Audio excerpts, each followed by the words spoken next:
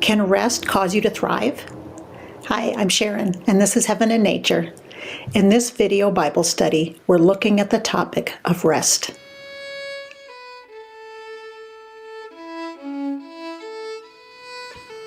God blessed the seventh day and declared it holy, for on it he rested from his work of creation. Genesis 2:3. For 6 days God created. He spoke our world into existence, one system at a time. He created and then filled the earth with all the wonder we see around us. He created the expanse we see and the night skies above us. Then he rested. The Hebrew word translated, made it holy, is kadash. It means to be set apart or consecrated. God set apart a day for rest. He feels so strongly about keeping a rhythm of rest in our lives that many generations later, he gave Moses the law on Mount Sinai, and a day of rest was an essential part of it. It was called Shabbat, or as we say in English, Sabbath. A 24-hour period each week, his people were called to focus on him instead of our work. It's the fourth of the 10 commandments that God gave to Moses. Remember the Sabbath day to keep it holy. You are to labor 6 days and do all your work, but the seventh day is a Sabbath to the Lord your God. You must not do any work, you, your son or daughter, your male or female slave, your livestock, or the foreigner who is within your gates. For the Lord made the heavens and the earth, the sea and everything in them in 6 days. Then he rested on the seventh day. Therefore, the Lord blessed the Sabbath day and declared it holy.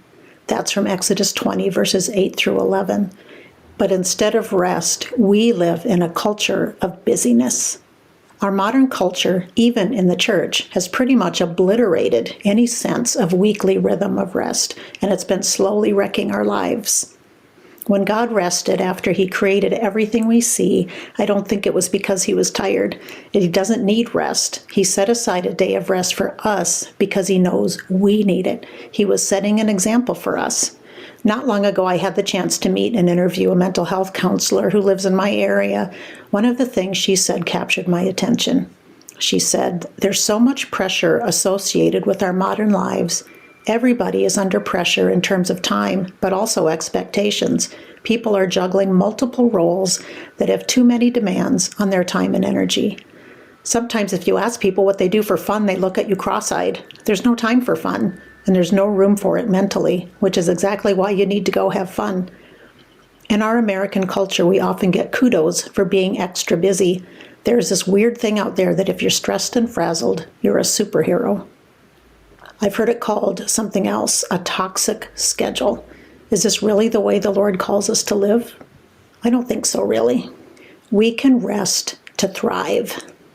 The website Inc.com has an article called A Day of Rest, 12 Scientific Reasons It Works.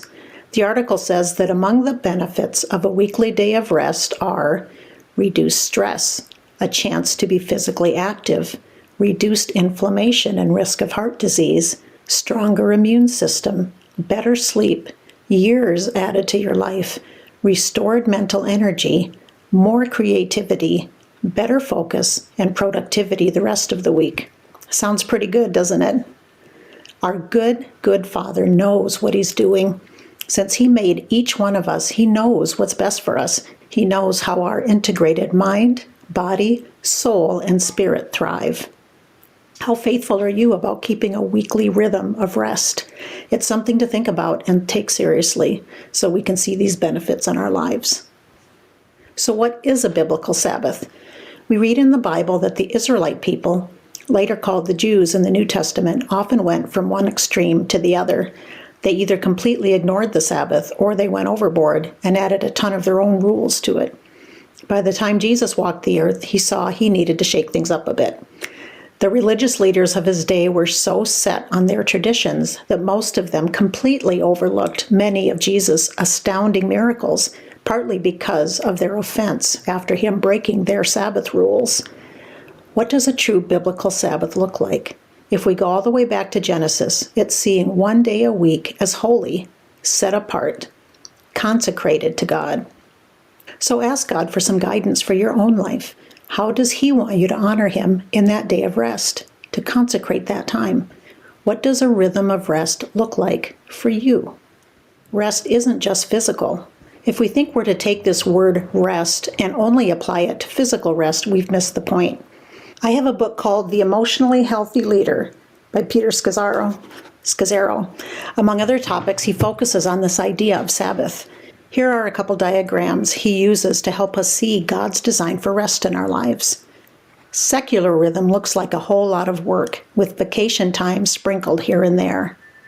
In contrast, God's rhythm looks like this.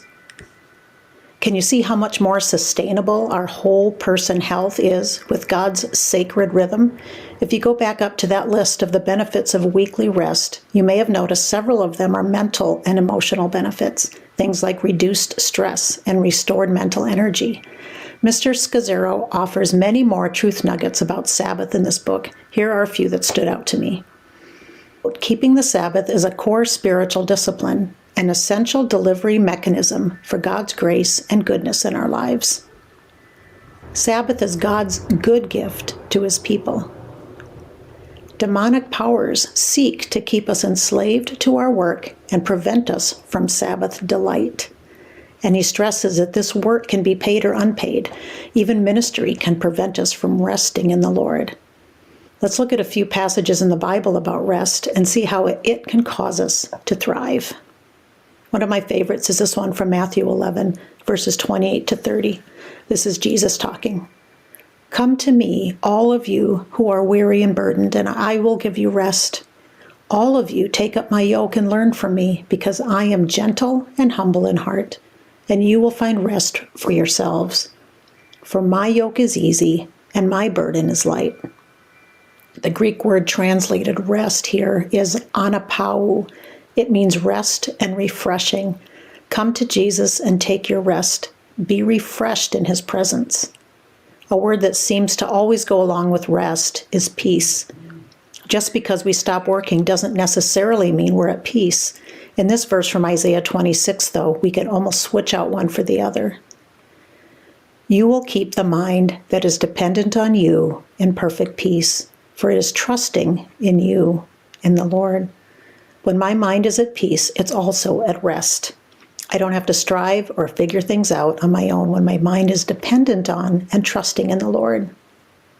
That's an incredible gift. Here's another one. Philippians 4, 6, and 7. Don't worry about anything, but in everything, through prayer and petition, with thanksgiving, let your requests be made known to God.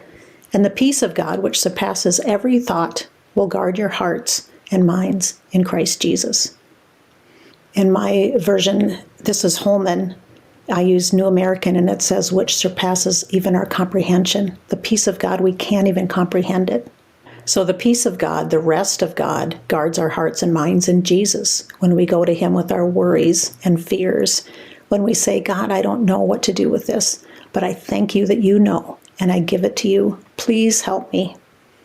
The last passage we'll look at is from Exodus chapter 33. Moses and the Lord are having a conversation. This is verse 14 and 15. Then he, God, replied to Moses, my presence will go with you, and I will give you rest. If your presence does not go, Moses responded to him, don't make us go up from here. How will it be known that I and your people have found favor in your sight unless you go with us?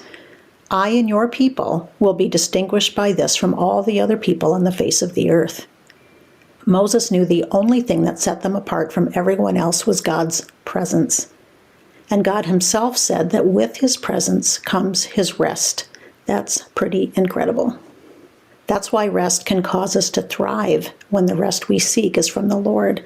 It's his presence that gives us true rest. That's why regular Sabbath is key to a thriving, healthy life. True biblical Sabbath means setting aside time to be in God's presence, and God knows we need that often. He commanded that kind of rest every 7 days. Back to Scazzero's book, one of the things I like about it is this emphasis that Sabbath rest doesn't have to mean sitting still indoors. It can involve lots of things that refresh and rejuvenate you. It could be hiking or biking. It could be getting out in nature for a while. It could be kayaking a local lake. It could be going for a walk with a friend or family member. It could be reading or watching an uplifting movie. It's intentionally and regularly setting aside time from work to give our minds and hearts a break. It also includes worship and focusing on the Lord, because remember, in His presence is rest and peace. So, how does God want you to honor a regular day of rest? To make it holy by honoring Him in it? How does He want you to include a rhythm of rest in your life? Ask Him. He'll be happy to show you. Thanks for watching. If this blessed you, please like the video and consider subscribing. Have an awesome day, and I'll see you in the next video.